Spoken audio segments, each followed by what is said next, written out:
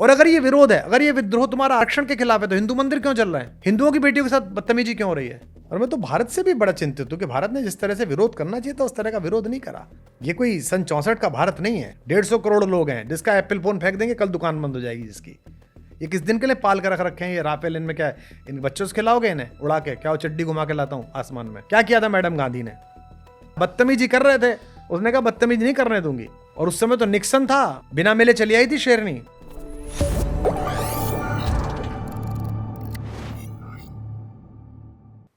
मैंने VK Singh sir का interview किया था और उन्होंने बताया कि तकरीब जब वो गए थे बांग्लादेश के अंदर तो हर आर्मी के कैंप में महिलाओं को रखा गया था नस्ल बदलने के लिए, केवल बच्चा पैदा करने के लिए।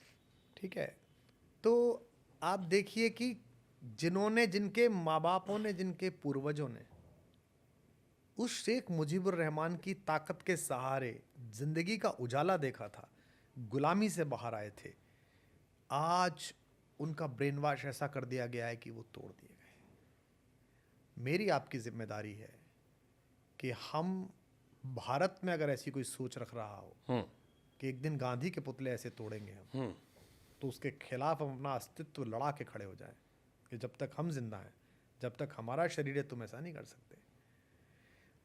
नोबेल पुरस्कार मिला है यूनुस साहब को, सफेद बाल हैं उनके, मुंह में दही जम गई उनके, एक बार नहीं निकला उनके मुंह से कि क्या बदतमीजी कर रहे हो।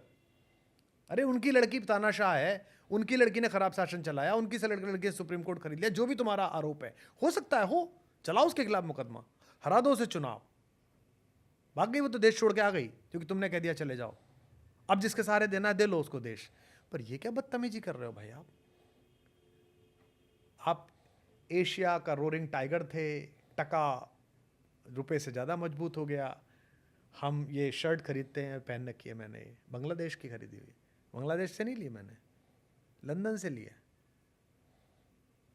लंदन में ज़ारा के हॉल में गया था, बिक रही थी, ले ली, पहन ली, अच्छी लग गई, अंदर लिखा हुआ मेड इन बांग्लादेश। खुश हुआ, मेरे भाई की है, कोई बात नहीं मुझसे लगे, पर मेरे चाचा के लड़के की है, ऐसे तो लगेगा ना आपको। खुश हुआ। अचानक आपको याद आया कि हम इस्लाम में यकीन करते हैं भाई। और अगर ये विरोध है, अगर ये विद्रोह तुम्हारा आरक्षण के खिलाफ है, तो हिंदू मंदिर क्यों चल रहे हैं? हिंदुओं की बेटियों के साथ बदतमीजी क्यों हो रही है? 300 साल पुराना एक संगीतकार का घर क्यों जला दिया? हमको ज्ञान मत दो, हमको मत सिखाओ तुम। इसका मतलब अंदर तुम्हारे वही सोचे, क्या बकवास, और कैसे चलोगे?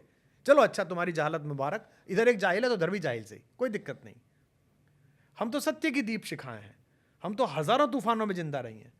तुम तो जरा से हो, अब तो यूनाइटेड नेशंस भी है, अब तो नाभिकीय ऊर्जा भी है। तब तो खड़ग लेके आता था वो, और हमारे सामने ही करता था, लूटता था, सोमनाथ लूट के ले गया, राम मंदिर लूट के ले गया।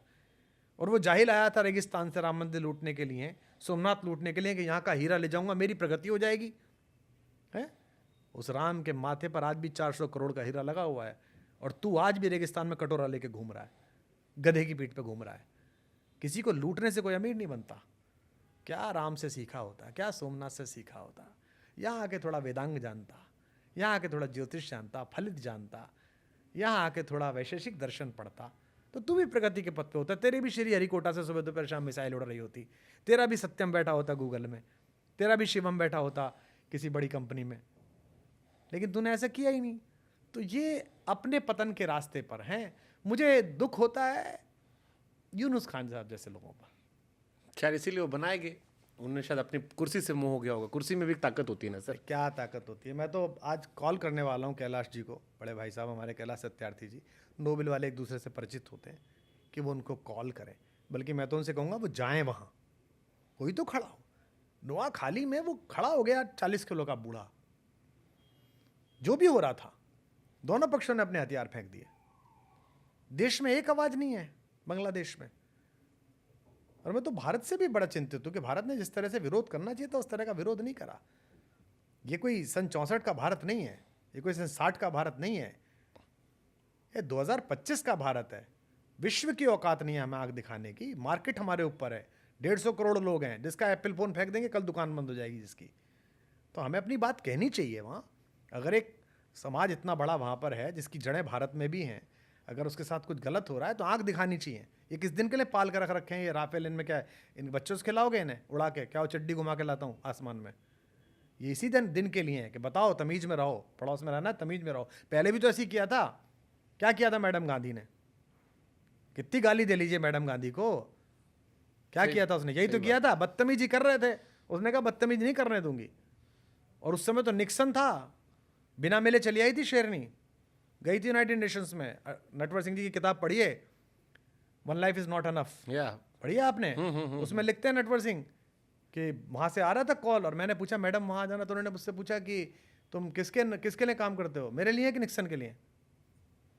बोलो मैंने बहस बंद कर दी, क्योंकि प्रेसिडेंट से क्या आज जगह से आ रहा था कि कम मिल के जाएगी नहीं जाएगी। गई और बिना मिले चली आई, आग दिखा दी। भूखा नंगा हिंदुस्तान था, खुद बनाते नहीं थे, कोई सॉफ्टवेयर नहीं बनता था हमारे यहाँ, जूझ रहे थे हम, तब हमने आग दिखा दी थी। अब क्यों नहीं दिखाते भाई साहब? आप आग दिखाइए, आप अपने हिसाब से दिखाइए, जो भी आपका तरीका होता हो। सो इसलिए कोई तो बोलेगा बॉस, हम तो बर्बाद इसी सिलसिले में कि बोलते रहते हैं। खूब बोला, हमने एक वर्ड के लिए कहा था, आपने हमें अच्छे से बोला, अच्छी बात, इसीलिए हमारा इंटरव्यू लंबा चला।